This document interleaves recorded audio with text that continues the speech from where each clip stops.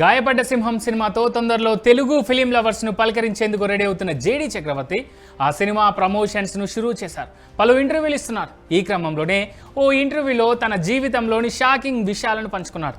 తనకు ప్రేమగా slow poison ఇస్తూ చంపాలని చూశారంటూ చెప్పి అందరినీ షాక్ అయ్యేలా చేశారు.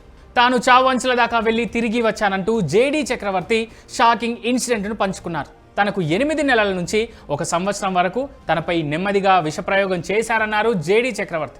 విషప్రయోగం కారణంగా ఆయన తీవ్రమైన శ్వాస సమస్యలతో బాధపడ్డారట. ఊపిరి పీల్చుకోవడానికి కూడా చాలా కష్టపడేవాడినని, అనేక మంది వైద్యులను సంప్రదించినా ఎవరూ తన సమస్యను గుర్తించలేకపోయారని చక్రవర్తి చెప్పారు.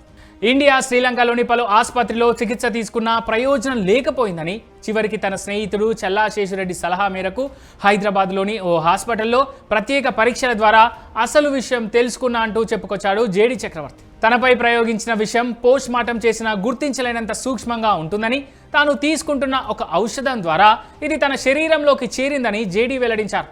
ఒకరోజు ఊపిరి అందక చనిపోతానని నిశ్చయించుకున్న సమయంలో ఉదయం 4:30 గంటలకు తన తల్లి ఆస్తమా కోసం ఉపయోగించే ఇన్హేలర్ను అందించగా అది తన ప్రాణాలు నిలబెట్టిందని ఆయన గుర్తు చేసుకున్నారు. తన జీవితంలో ఎటువంటి చెడు అలవాట్లు లేకపోవడం వల్లే తన శరీరం ఆ విషయాన్ని అంత త్వరగా స్వీకరించలేదని జేడీ చక్రవర్తి చెప్పుకొచ్చారు.